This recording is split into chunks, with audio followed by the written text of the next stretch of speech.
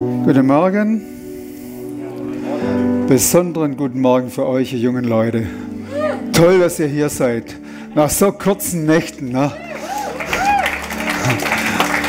Vielleicht muss ich alle 5 Minuten mal kurz eine Pause machen, alle 10 Minuten aufstehen, dass ihr nicht einschläft. Oder ihr könnt euch gegenseitig so wach halten. Ihr kriegt es, oder die Predigt wird so spannend, dass ihr wach bleibt. Auch gut. Na. Okay, wir haben ja diese Serie über diese Weihnachtslieder. Heute ist es Simeons Lied. Ehrlich gesagt, ich bin mir nicht sicher, ob er das gesungen hat, was wir da in der Bibel lesen. Na? Micha hat das gesungen?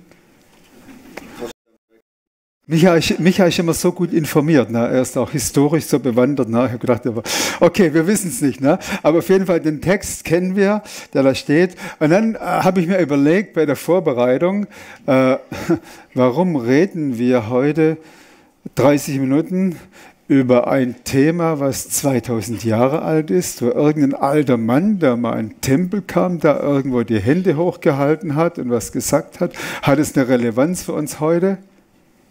Ja, ja, ja.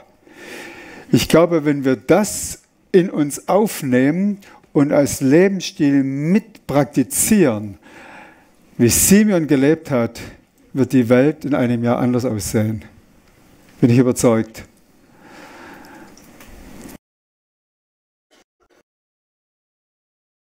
Die Frage ist, wollen wir das? Ist eigentlich so ganz kuschelig angenehm. Ne? Wir haben unsere Weihnachtsdekoration, wir haben alles, was wir brauchen und so. Life ist gut, wir wohnen ja nicht in Israel, wir wohnen nicht in Gaza, preis dem Herrn. Ne? Wir wohnen ja hier an einem schönen Ort. Life ist gut. Aber ich glaube, dass wir diese Texte von Dr. Lukas überliefert haben, damit wir sagen, Gott, wir wollen mehr verstehen, wie du heute Geschichte schreibst. Wir wollen in der Art und Weise, wie du Geschichte machst, nicht Zuschauer sein, sondern sagen, Gott, arbeite in mir, arbeite durch mich. Und bevor ich jetzt anfange und den Text lese, möchte ich kurz beten für uns, dass wir unsere Herzen wirklich in diese Haltung bringen. Jesus, lehre du mich. Herr Jesus, danke, dass du hier bist. Du kennst jeden. Du weißt, was wir mitgebracht haben von der Woche, was uns beschäftigt. Wir wollen jetzt ganz bewusst unsere Sorgen auf dich werfen, wie du es sagst in deinem Wort. Mach das jetzt ganz bewusst, werf deine Sorgen auf ihn. Er sorgt für dich.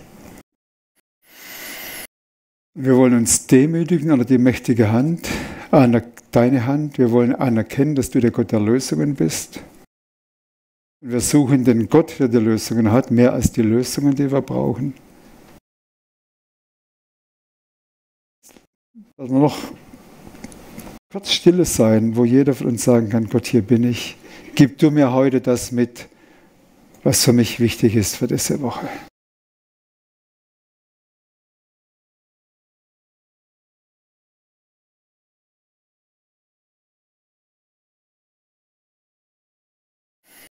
Du bist ein guter Vater, du kennst uns, wir vertrauen dir. Deine Schafe hören deine Stimme. Wir wollen hören, Jesus. Amen. Okay, der Text für heute, Lukas 2, ab 25. Ich habe nicht auf Folie absichtlich, nicht weil die Folie zu groß geworden wäre, sondern einfach mal zuhören. Ne? Setzt euch entspannt hin und hört zu, was Dr. Lukas hier uns vermittelt. Und siehe, es war ein Mensch namens Simeon in Jerusalem. Und dieser Mensch war gerecht und gottesfürchtig und wartete auf den Trost Israels. Und der Heilige Geist war auf ihm. Und er hatte vom Heiligen Geist die Zusage empfangen, dass er den Tod nicht sehen werde, bevor er den Gesalbten des Herrn gesehen habe.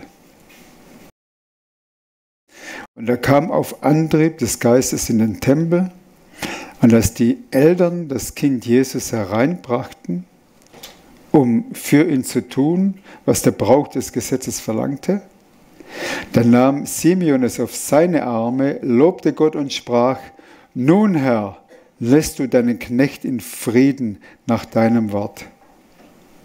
Denn meine Augen haben deine Rettung gesehen, das du vor allen Völkern bereitet hast, ein Licht zur Offenbarung für die Völker und zur Verherrlichung deines Volkes Israel. Josef und Maria verwunderten sich über das, was über ihn gesagt wurde. Und Simeon segnete sie und sprach zu Maria, seiner Mutter, siehe, dieser ist gesetzt zum Fall und zum Auferstehen vieler in Israel und zu einem Zeichen, dem widersprochen wird. Aber auch dir selbst wird ein Schwert durch die Seele dringen, damit aus vielen Herzen die Gedanken geoffenbart werden. Okay, Simeon. Wir wissen nicht, wie alt er war noch ganz jung. Und dieser Mann ging eines Tages in den Tempel. Er ging öfters mal in den Tempel vermutlich, aber an diesem Tag ging er hin und er hat gesehen, wow, da ist ein Baby. Da waren öfters Kinder, die eine Woche alt waren, die wurden von den Eltern Gott geweiht und Opfer wurde gebracht, in diesem Fall die Tauben, das war nichts Außergewöhnliches. Aber das Interessante war, Simeon hat gesehen, wow, dieses Baby ist ein ganz, ganz besonderes Baby. Aus diesem Baby wird Gott Geschichte machen. Und für mich war dann so der Gedanke, wow, wie wäre es, wenn ich auch so eine Sensibilität hätte? Von Gott zu hören, geh hierhin, geh dorthin. Wenn du dorthin gehst, werden sich Leben verändern. Vor kurzem habe ich einen Mann kennengelernt. Ich habe ihn schon gekannt, aber kam mit ihm ins Gespräch. Ich nenne ihn mal einfach Rudi. Rudi, wie geht's? Rudi sagt, eigentlich wollte ich im September abreisen. Was heißt abreisen? Ich bin jetzt 89, ich habe lange genug gelebt. Ich habe einen Cocktail bestellt, aber der war zu teuer. Und meine Freunde haben gesagt, bleib doch noch ein bisschen hier. Er sagt, Rudi, weißt du, wo du hingehst? Ich war geschockt, ne? Und ich denke, solche Momente kennen wir wahrscheinlich viele, nicht in so krassen Umständen, aber wir kennen Momente, wo wir wissen, wenn wir dort anwesend sind, haben Menschen noch mal eine Chance. Wenn wir dort anwesend sind, kann Gott durch uns einen Unterschied machen. Und das wünsche ich mir für uns alle, dass wir in diesem kommenden Jahr, dass wir sagen, wir sind Menschen von Gott gesetzt, von Gott gesandt, um einen Unterschied zu machen, weil dort, wo wir sind, ist Gott, weil wir eine Sensibilität haben für den Heiligen Geist, für sein Reden und oft Momenten anwesend sind, wo er einen Unterschied machen kann. Okay, der erste Punkt ist, wenn wir jetzt die erste Folie sehen, Simeon. Okay, Dr. Lukas nennt hier 3 Punkte, die ihm wichtig sind. Simeon war gerecht, gottesfürchtig und er wartete auf den Trost Israels. Und weil er diesen Lebensstil hatte, ruhte der Heilige Geist auf ihm. Und da habe ich gedacht, Mann, oh Mann, ich möchte eigentlich auch, dass der Heilige Geist noch viel mehr auf mir ruht. Wer von euch möchte das, dass der Heilige Geist mehr auf dir ruht? Okay, wir können Gott nicht vorschreiben, wo er ruhen soll. Versteht ihr? Gott ist Gott und wir machen nie das Programm für Gott, was er zu tun hat, auf wen er kommen soll. Das ist nicht unsere Aufgabe. Aber unsere Aufgabe ist, Heiliger Geist, wo ist ein Landeplatz, wo ist eine Atmosphäre, die dir gefällt, so dass ich so lebe, dass du sagst, oh, hier riecht es wie im Himmel, hier komme ich und ich werde diese Menschen in die Geschichte Gottes mit reinnehmen. Okay, gerecht, gottesfürchtig. Gerecht heißt nicht perfekt. Simeon, er war nicht perfekt, ne? Und wir werden nicht perfekt sein, das ist unser Ziel. Aber wenn die Bibel den Begriff benennt, gerecht, dann meint die Bibel in der richtigen Position Gott gegenüber. Das heißt, wir machen Fehler. Aber da, wo wir Fehler machen, tun wir Buße, kommen zurück und sagen, Gott, wir haben es falsch gemacht. Und das möchte ich für uns mitgeben, dass wir sagen, wir sind nicht Menschen, die perfekt sind, wir sind nicht Menschen, die ohne Fehler leben, aber wir sind Menschen, die dann, wenn sie Fehler machen, sagen, Entschuldigung, sowohl zu Gott als auch zu Menschen. Und ich denke, wenn wir dieses Wort gerecht im Alten Testament ein bisschen untersuchen, dann ist damit gemeint auch Menschen gegenüber in der richtigen Ordnung. Respekt vor Menschen, man lässt nicht zu, dass Schuld Distanz schafft, man lässt nicht zu, dass alle Dinge unter der Oberfläche im Leben bleiben, sondern man sagt, okay, ich will in einer Position leben, so dass ich anderen Menschen in die Augen schauen kann und dass da, wo Dinge nicht gut waren, sage ich, vergib mir bitte. Da, wo Dinge nicht in Ordnung waren, bringe ich es auch Gott gegenüber in Ordnung und Menschen gegenüber in Ordnung. Und so hat er gelebt. Und der zweite Begriff hier, der benutzt ist, gottesfürchtig. Da kann man ja fast Angst kriegen. Ich weiß nicht, wie es den jungen Leuten geht, wenn ihr das Wort gottesfürchtig hört. Angst vor Gott, ne? Dann muss man so heilig leben, darf nichts mehr machen, was Spaß macht. Absolut nicht. Ne? Gott ist positiv, er hat das Leben geschaffen, dass wir das Leben genießen, dass es uns gut geht. Gottesfürchtig ist eigentlich so ein Kontrastbegriff zu menschenfürchtig. Okay, Simeon hat mit Furcht Gottes gelebt. Das heißt, er hat Gott ernst genommen, er hat gesagt, Gott, was ist gut für dir? Gott, was gefällt dir? Und er hat eine aktive Zielsetzung gehabt. Gott, was gefällt dir? Was dir gefällt, will ich auch tun. Menschen sagen was anderes. Nee, ich entscheide mich gegen Menschenfurcht. Oh, Menschen würden sich, meine Arbeitskollegen, Klassenkollegen, würden mich blöd angucken, wenn ich über Jesus erzähle, würden mich vielleicht ein bisschen verachten, weil ich in die Kirche gehe. Menschenfurcht. Menschenfurcht ist einer der größten Feinde im Reich Gottes. Aber zum Glück kennen wir das ja nicht, oder gibt es es ja nicht in der Schweiz, habe ich gehört. Es wurde verboten vom Bundesrat. Menschenfurcht kennen wir alle, ne? Ob wir eine Schamkultur haben, eine Schuldkultur. Menschenfurcht ist diese Haltung, die andere Menschen so wichtig nimmt, dass wir mehr fragen, was denken jetzt meine Nachbarn, was denkt meine Familie, was denkt meine Verwandtschaft. Und das kann eine große Falle, ein großes Hindernis werden. Ich weiß, ich habe einmal eine Bibelschule gemacht, vor einigen Jahren her, und ich habe gemerkt, ich habe immer wieder so Angst vor Menschen zu reden. Vor allem über Jesus zu reden. 1:1, das ging, aber größeren Gruppen, mir blieb fast die Spucke weg. Ne? Und dann habe ich mir Zeit genommen, habe Gott gesucht. Gott, was ist das in meinem Leben? Warum bin ich so blockiert so oft? Dann hat Gott mir gesagt, ganz einfach, Menschenfurcht. Es ist mir so wichtig, was Menschen über mich denken, oder ich denke, sie können mich ablehnen. Das war damit verbunden, weil ich Ablehnungswunden habe in meinem Leben, war so diese Angst, ja, wenn ich jetzt über Jesus sage, dann werde ich abgelehnt. Und zu der Zeit in der Universität waren die Christen die Verachtetsten, die waren die größten Außenseiter, weil die Kirche der Feind der Revolution war, damals in den 70er, 80er Jahren. Ja. Und das hat natürlich meine Ablehnungsangst und Menschenfurcht geschürt. Ich weiß nicht, was ihr heute für Ängste habt. Kennt ihr Ängste aus eurem Leben? Ängste, wirklich eine klare Position einzunehmen für Jesus, für seine Werte, für sein Reich. Vielleicht begegnest du in der nächsten Woche Menschen, wo du denkst, Mann, dieser Mensch, der könnte Hoffnung brauchen, der könnte Zuwendung brauchen, aber vielleicht lacht er mich ja aus, wenn ich ihm was über Jesus sage. Überwinde deine Menschenfurcht. Simeon war ein Mann, der gottesfürchtig war. Und woher kommt Gottesfurcht? Das ist eine Entscheidung unseres Herzens. Ich entscheide mich häufig, wenn ich aufwache, wenn ich morgens bete, sage ich wähle die Furcht Gottes. Ich wähle, Gott wichtiger zu nehmen, sein Wort, seine Pläne, sein Reich, als meine Bequemlichkeit, als meine Ängste, als mein Ansehen, als sonst was. Ich entscheide mich, Gott mehr zu respektieren als die anderen Dinge. Und so hat Simeon das auch gemacht.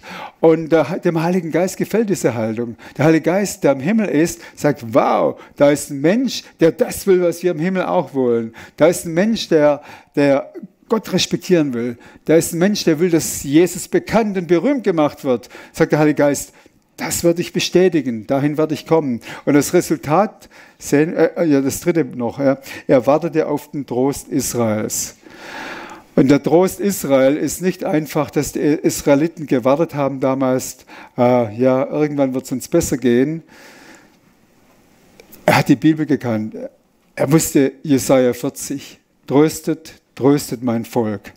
Warum? Mein Volk hat gelitten, mein Volk ist wird verschleppt, hat er vorhin gesagt, kommt zurück. Und dann wird alles Fleisch, wird die Herrlichkeit des lebendigen Gottes sehen. Wow, das ist der Trost Israels. Und er wartete auf den Trost Israels. Er wartete auf eine Zeit, wo Gott vom Himmel gewaltig eingreifen wird, dass die Gefangenschaft von Babylonien verändert wird. Und damals schon wusste er, dass im Jahr 48 Israel wieder an das Land kommen wird, einen Staat haben wird. Das hat er vorher gesehen. Der Trost Israels ist so die Überzeugung, Gott macht Geschichte mit uns. Heute Nacht bin ich aufgewacht, habe nochmal so den ganzen Text so vor Augen gehalten Und da habe ich über Simeon nachgedacht. Er wartete auf den Trost Israels.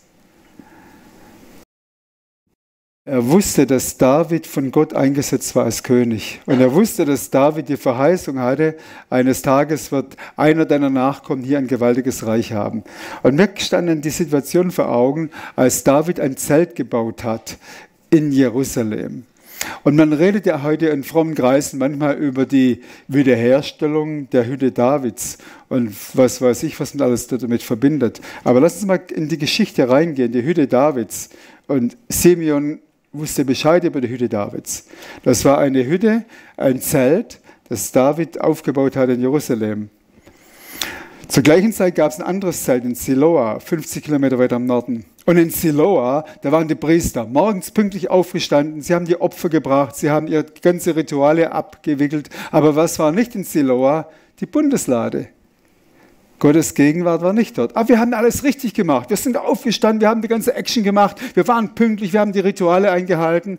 Wo war die Bundeslade? Die war in dem Zelt, das David gebaut hatte. Und was hat David gemacht? Er hat die Regel von Mose eigentlich nicht geachtet. Er hat die Bundeslade mitten reingestellt. Und hat sie nicht mit einem Vorhang abgetrennt, sondern sie war mittendrin in dieser Hütte Davids. Und was ist noch passiert in der Hütte Davids? Es waren ungefähr 200 Musiker, die 724 Worship gemacht haben. Stellt euch das mal vor. 24 Stunden, 7 Tage pro Woche. Halleluja, wir beten dich an. Jahwe Zebaoth, Gott der Herrscher, ein ewiger Gott, heiliger Gott, mächtiger Gott. Und viele der Psalmen, die wir heute in unserem dicken Buch haben, sind in der Zeit entstanden, als die 724 Musikers vor der Bundeslade standen und Gott angebetet haben. Da waren viele prophetische Psalmen, sind damals entstanden. Simeon hat den Trost Israels gesehen. Er hat gesehen, dass die Zeit kommt, von der David gesprochen hat, wo die Propheten darauf hingewiesen haben, wo in der Hütte Davids was aufgerichtet wurde. Und dann heißt es in der Apostelgeschichte, wir leben jetzt in der Zeit, nach der Auferstehung und nach Pfingsten, leben wir in der Zeit, wo Gott die Hütte Davids wiederherstellt. Kurze Erklärung, wir leben jetzt in der Zeit, wo das, was in dem Zelt in Jerusalem passiert war, Worship, aus ganzem Herzen, aus der Freiheit, ohne Kontrolle, ohne Rituale, die begrenzend sind. Freiheit im Geist, den lebendigen Gott anzubeten. Und Gott hat David nicht bestraft, obwohl die Bundeslade nicht hinter dem Vorhang versteckt war. Gott hat zu David gesagt, du bist mein Freund, du bist ein Mann nach meinem Herzen. Wir können jetzt auch eine halbe Stunde über die Fehler und Sünden Davids reden. Gott hat gesagt, meine Gnade reicht aus. Das Blut von Jesus wird das alles bedecken. David, du machst etwas, nachdem ich mir sehne. Du hast Menschen gesammelt, die im Geist und in der Wahrheit anbeten. Und das wünsche ich mir. Und wir leben in der Zeit, so sagt die Bibel, wo Gott die Hütte Davids wieder aufbaut. Wo Gott in seinem Leib ganz global gerade daran bemüht ist, sein Volk in die Freiheit zu führen. Ich habe vor 2-3 Wochen eine Predigt gehört zu diesem Thema. Gott ist gerade dabei, seine Gemeinde als ein Place of Worship, als ein Platz von Anbetung wieder neu freizusetzen. Und wenn wir Gott anbeten, im Geist und der Wahrheit, da fließen die Ressourcen des Himmels in unser Leben. Was wir persönlich brauchen, da erleben wir Heilung, da kommen wir raus aus unserer Einsamkeit, da erleben wir Restaurierung, da erleben wir körperliche Heilung, da erleben wir, wie es in Apostelgeschichte 13 war, Gott spricht, sondert mir Saulus und Barnabas aus und ich sende sie los. Wir werden erleben, wie Gott Menschen lossendet, auch hier von der Gemeinde und hier in der Region zu bestimmten Aufgaben. Aber Gott ist dabei zu sagen, kommt an den Platz, wo ich frei, unkontrolliert zu euch reden kann, wo meine Gedanken, wo mein Herzensanliegen in eure Herzen kommt. Wollen wir das? Kein schnelles Ja, aber ich denke, es lohnt sich mindestens mal drüber nachzudenken. Ne? Okay, das nur ganz am Rande zu Simeon. Er war gerecht, gottesfürchtig, wartete auf den Trost und das Resultat war, der Heilige Geist ruhte auf ihm. Er war vom Heiligen Geist geführt. Zweite Folie. Und dann sagt er, meine Augen haben deine Rettung gesehen. Er hat den Gesalbten gesehen, er hat das Baby gesehen und er sieht das Baby und sagt, meine Augen haben deine Rettung gesehen, das du vor allen Völkern bereitet hast. Ein Licht zur Offenbarung für die Völker. Welch ein gewaltiger Satz. Gestern habe ich von jemand eine Information bekommen über Ägypten. Ägypten ist eigentlich ein islamisches Land. Wer von euch war schon mal in Ägypten? Mittlerweile gibt es in Ägypten 2 Millionen wiedergeborene Christen. So, am 3. November gab es eine Evangelisation, die größte, die je in der Geschichte Israels stattgefunden hat. Da waren 17.000 Leute, waren versammelt in einem islamischen Land. Und es war jetzt nicht nur schnell vorbereitet wegen Gaza oder wegen sonst was. Vor einem Jahr haben leidende Leute in Ägypten gehört, wie Gott zu ihnen gesagt hat, der Geist Gottes ruhte auf ihnen. Sie wollten, dass Gott ihr Land heimsucht und Gott sagt zu ihnen, macht am 3. November eine Evangelisation und ladet Michael Yusuf aus Amerika ein, in Ägypten. Und dann kamen 17.000 Leute. Wie haben die das Ding vorbereitet? Ein Jahr lang, 12 Monate, 724 Gebetskette. Sie haben ein Jahr lang, 12 Monate lang, 24 Stunden, 7 Tage pro Woche gebetet. Nicht die ganzen Leute, aber es gab Gebetsketten, so dass praktisch ein Jahr lang intensiv vorbereitet wurde. Und dann kam die Evangelisation und haben sich 7.000 Leute bekehrt. Und der Prediger wurde gefragt, was hast du erlebt während der Zeit? Da sagt er, Gott hat mir aufs Herz gelegt, über Matthäus 24 zu predigen. Das sind die Worte, wo Jesus über die Geburtswehen redet und was kommen wird, etc. Und er sagt, ich habe noch nie in Ägypten eine Offenheit erlebt. Das war ein paar Wochen nachdem Gaza-Geschichte war. Offenheit, Hunger. Und die Menschen haben sich ausgestreckt nach Gott, sind bis Mitternacht geblieben, um Gebet zu empfangen. Das ist das, wenn wir diesen Vers hier lesen. Meine Augen haben deine Rettung gesehen. Das ist das, was Simeon damals schon gesehen hat. Dass du vor allen Völkern bereitet hast. Und diese zweite Folie. Brecht den Jubel aus. Jauchzt zusammen, ihr Trümmer Jerusalems. Denn der Herr hat sein Volk getröstet. Er hat Jerusalem erlöst. Und jetzt dieser Satz, den hat Gott vor einigen Jahren in mein Herz reingeschrieben. Habe ich nie mehr vergessen. Der Herr hat seinen heiligen Arm vor den Augen aller Nationen entblößt und alle Enden der Erde werden die Rettung unseres Gottes sehen. Denk mal über diesen Vers kurz nach. Ich lese ihn nochmal. Der Herr hat seinen heiligen Arm, Gott hat die Arme hochgekrempelt, vor den Augen aller Nationen und alle Enden der Erde werden die Rettung unseres Gottes sehen. Ihr Lieben, wir leben in einer Zeit, wo Gott die Arme hochgekrempelt hat, nicht um Zerstörung zu bringen, sondern auf dem Hintergrund von Chaos und Turbulenzen zu sagen, ich bin der Retter und ich komme. Aus Gaza habe ich gehört kürzlich, von den Flüchtlingen hat der Heilige Geist in einer Nacht ein paar hundert Leuten Jesus offenbart. Die haben sich bekehrt. Aber diese Leute aus Gaza, Ex-Moslems mittlerweile, die haben jetzt natürlich ein Problem. Sie sind nicht mehr willkommen in ihrer Volksgruppe, die Moslems sind. So, ich denke, diese Menschen brauchen viel Gebet, aber all diese Dinge, sie zeigen uns, was Simeon damals gesehen hat, ist für uns heute sehr relevant. Der Herr hat seinen heiligen Arm vor den Augen aller Nationen entblößt und alle Enden der Erde werden die Rettung unseres Gottes sehen. Und das geht nicht in Europa vorbei, das geht nicht in der Schweiz vorbei, das geht nicht in Wettingen vorbei und in Baden. Halleluja! Wir werden in Wettingen und Baden sehen, wie Gott seine Arme hochkrempelt. Und denk mal an Leute, die Jesus noch nicht kennen, und von denen du denkst, Mann, was passiert mit denen, wenn sie Jesus nicht kennen? Wo gehen die hin? Ich sehe ihre Traurigkeit, ihre Hoffnungslosigkeit. Denk an solche Leute. Und dann denke, dass Gott seinen Arm hochgekrempelt hat. Und dass er sagt, ich will diese Menschen retten.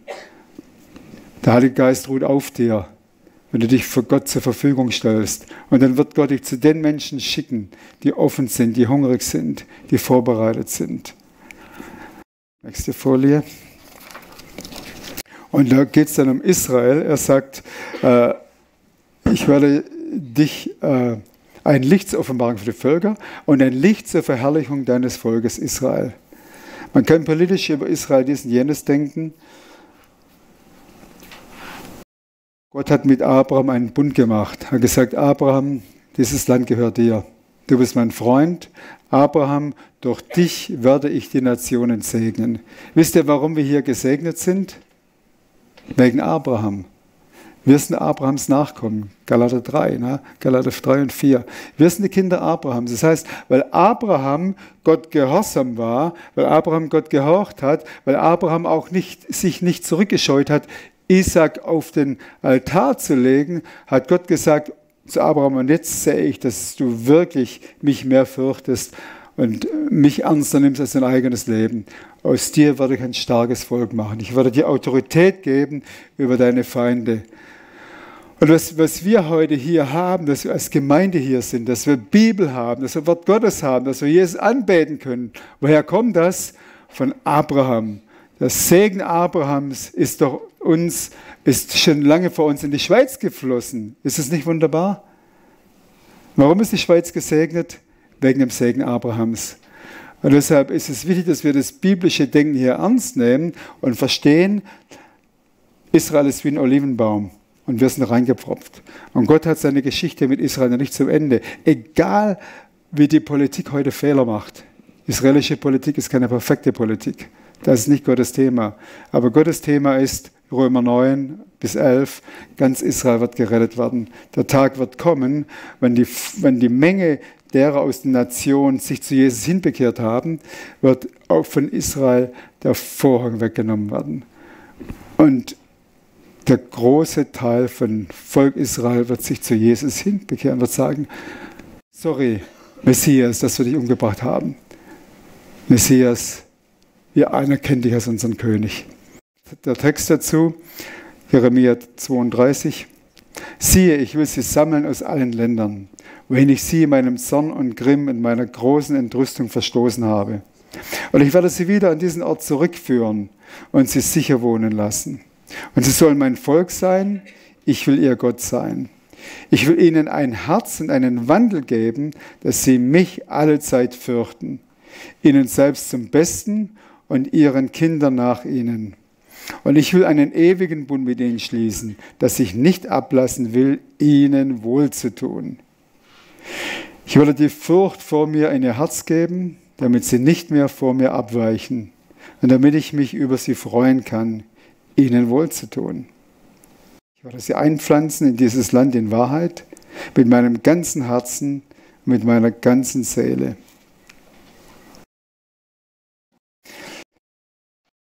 Wir haben hier eine Offenbarung vom Herzen Gottes. Ich werde sie fest einsetzen, damit ich mich über sie freuen kann. Es freut mich, dass ich ihnen wohltun kann. Das ist Gottes Herz Israel gegenüber. Und Simeon hat es erkannt. Und es ist wichtig für Menschen, die sagen, ich will leben wie Simeon, dass wir verstehen, Gott hat eine Geschichte für die Nationen, Gott hat eine Geschichte für Israel, die nicht abhängig ist von politischen Fehlern und Dingen, die nicht in Ordnung sind. Gott sagt, ich habe zu Abraham gesagt, du bist mein Auserwählter. Aus dir kommt ein Volk. Durch dich werden alle Volksgruppen gesegnet werden. Und deshalb setze ich das ein. Und wenn man die Geschichte anguckt, 1948, eines der größten Wunder im letzten Jahrtausend. Ein Volk, was zerstreut war, kam zurück, wurde eingesetzt, hat als Staat. Und ich finde, dass es wichtig ist heute, dass wir diese Dinge verstehen und dass wir unseren Blick auf diese Dinge richten. 3. Folie. Ein Schwert geht durch deine Seele. Jesus ist gesetzt zum Fall und zum Aufstehen. Er ist ein Zeichen, dem widersprochen wird. Ich denke, das haben wir alle schon erlebt, wenn wir uns zu Jesus bekennen und wir sagen, ich glaube an Jesus, er ist der Weg, die Wahrheit und das Leben, werden wir ganz häufig Widerspruch hören. Ich erlebe, wenn ich mit Menschen rede und sage, ich glaube an Gott, glaubst du auch an Gott? Ja, ich glaube auch an Gott. Was ist dein Weg zu Gott? So und so. Ich sage, mein Weg ist Jesus, weil er sagt, ich bin der einzige Weg. Und schon sind wir im Widerspruch. Ne? Und ich denke, wir leben in einer Zeit, wo Gott uns immer mehr herausfordert, unseren Mitmenschen zu sagen, es gibt einen Weg zu Gott und wir laden dich ein, komm diesen Weg, das ist der vollkommene Weg. Er hat alles getan, es ist nichts übrig geblieben, er hat alles gemacht, was notwendig und wichtig ist, damit du mit Gott selber versöhnt wirst, damit du mit Gott leben kannst, damit du Freundschaft mit dem Schöpfer des Universums haben kannst und die Ewigkeit mit ihm verbringen kannst. Das ist die Botschaft, die wir unseren Mitmenschen schulden heutzutage. Aber diese Botschaft ist nicht leicht, auch durch deine Seele wird ein Schwert gehen. Das heißt sogar Maria, die dieses Baby geboren hat, Maria, die vom Engel gehört hat, dass durch dieses Kind Gott sein Volk Israel freisetzen wird. Ein Schwert. Was heißt das? Ich kenne es aus meinem Leben. Ich habe mich vor vielen Jahren entschieden, Jesus, ich glaube an dich, ich lebe mit dir und seitdem läuft alles ganz glatt. Halleluja. Bei euch auch? Es gibt immer wieder Situationen, wo Gott mich fragt, willst du mir gehorchen oder willst du deiner Bequemlichkeit gehorchen? Willst du mir gehorchen oder willst du den Ansprüchen von Menschen gehorchen? Willst du mir gehorchen oder willst du, was weiß ich, gehorchen? Kennt ihr das auch? Und das sind die Momente, wo immer wieder ein Schwert durch unser Herz gehen wird, weil der Weg mit Jesus, der geht von Herrlichkeit zu Herrlichkeit. Und damit wir mehr von seiner Herrlichkeit in uns aufnehmen können, müssen die Dinge, die eigene Lösungen haben, die denken, Mann Gott, ich habe so tolle Ideen und Gott sagt, wait a minute, das war nicht meine Idee. Aber Gott, bin ja so clever, habe so viel studiert und gemacht. Gott sagt, nee, lass es mal liegen, komm zu mir. Ich habe eine viel einfachere Lösung. Und all diese Dinge machen es notwendig, dass immer wieder mal ein Schwert durch unser Herz geht und wir uns entscheiden müssen. Und ich habe das oft in meinem Leben und ich befürchte, ich bin da nicht ganz durch, ne? Wo Gott immer wieder fragt, ja, was ist dir wirklich wichtig? Ne? Willst du mir gehorchen? Willst du meine Wege gehen oder deine Wege? Okay, Abschluss. Was machen wir damit? Ich denke, diese ganze Geschichte von Simeon ist eine unheimlich starke Ermutigung, dass wir Angst überwinden. Wieso? Weil wir wissen, dass Gott unheimlich gute Pläne hat, sowohl für die Nation als auch für sein Volk Israel. Und dass über dem, was in der Weltgeschichte steht, ich bin der Gott des Erbarmens. Und ich habe meine Arme hochgekrempelt und die Nationen werden sehen, dass ich ein Retter bin. Wir leben in einer Zeit, wie es wahrscheinlich noch nie in der Weltgeschichte gab, wo so viele Menschen sich zu Jesus hinwenden, weil er die Arme hochgekrempelt hat und weil der Vater zum Sohn gesagt hat, fordere von mir, ich gebe dir die Nation zum Erbe. Komm, nimm sie ein.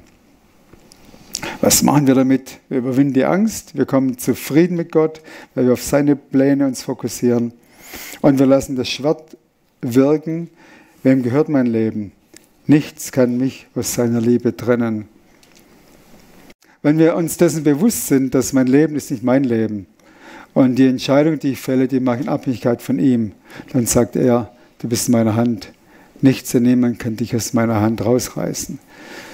Das ist Gottes Verheißung an uns, das ist Gottes Angebot an uns. Du kannst in meiner Hand zur Ruhe kommen. Für die Zeiten, in der wir leben, ist es so ein großes Geschenk, dass wir Jesus als Friedefürst erleben, der uns so festhalten kann.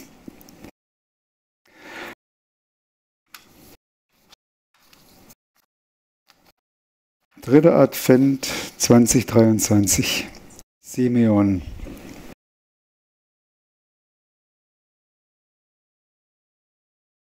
Denk mal kurz drüber nach, welche Relevanz es für dich hat, jemand zu sein, über den deine Mitmenschen sagen, der Geist Gottes ist auf dir. Weil du ein Mensch bist, der gelernt hat und immer noch lernt, die Wege zu gehen, die Gott dich führen möchte. Ich sehe vor mir, wie Gott seine Gemeinde immer mehr an diesen Platz bringt, wo wir seine Gegenwart suchen, mehr als alles andere. Und weil wir seine Gegenwart suchen, erleben wir, wie der Heilige Geist auf uns kommt. Und das ist der Platz, wo er uns innerlich dient. All diese Defizite, die wir in uns rumschleppen, wisst ihr, was die beste Lösung ist? Zu unserem Papa zu kommen. Sagen, Papa, gieß noch ein bisschen mehr von deiner Liebe in mein Herz. Aber ich will mehr von der Freude. In deiner Gegenwart ist Freude die Fülle. Ich habe noch Mangel an Freude. Der Papa sagt, komm zu mir. In meiner Gegenwart gibt es genügend. Lass dich anstecken.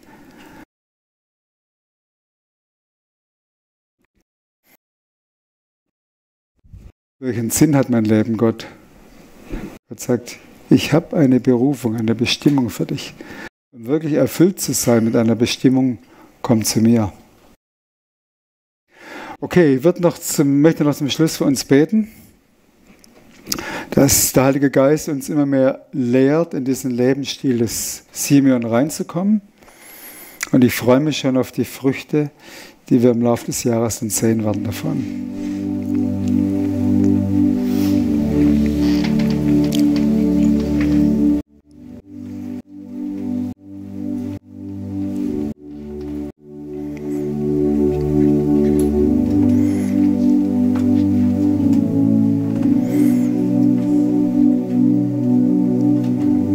Betet Jesus, dass du zu unseren Herzen redest.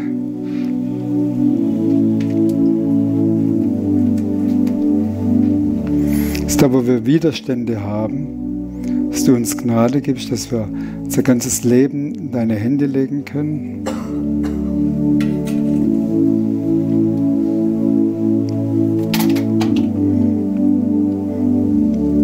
Und da, wo Angst da ist, dann nehmen wir deine Verheißung. Du hast uns nicht den Geist der Angst gegeben, sondern den Geist der Kraft, der Liebe und der Besonnenheit.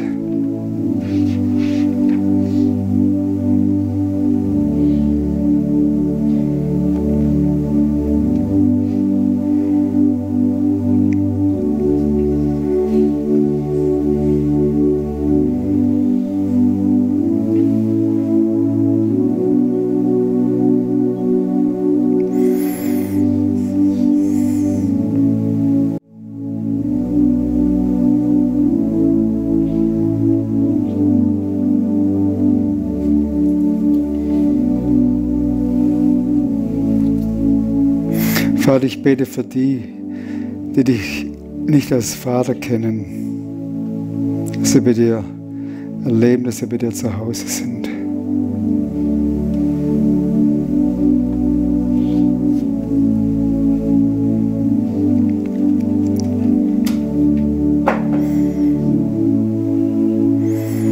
Ich bete für die, die so sehr mit sich selber beschäftigt sind, dass sie deine Stimme nicht hören können.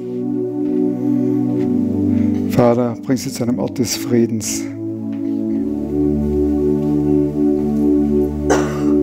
Ich bete für die, die verletzt und enttäuscht sind, Vater. Ermutige sie heute ganz neu.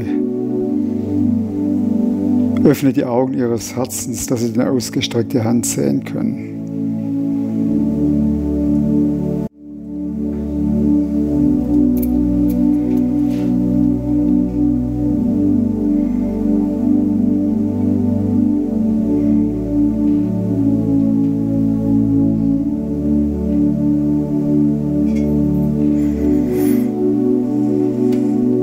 Vater, gieß einfach frisches Wasser auf das trockene Land.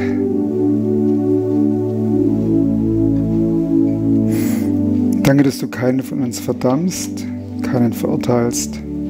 Vater, deine Arme sind offen und du rufst uns allen zu, komm zu mir. Komm zu mir. Es gibt keinen besseren Platz, als bei dir zu Hause zu sein, Vater.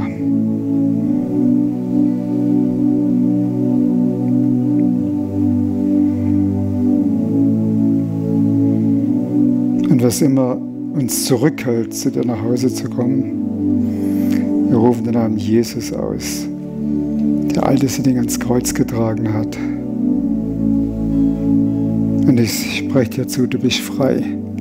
Du bist frei. Du bist frei, zum Vater zu kommen.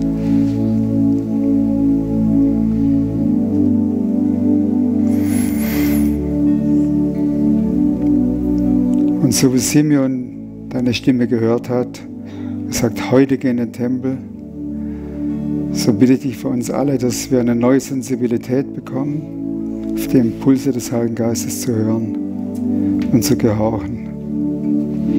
dass unser Leben dadurch bereichert wird, farbiger wird, dynamischer wird und immer mehr vom Himmel auf die Erde sichtbar wird. Danke, Jesus. Amen.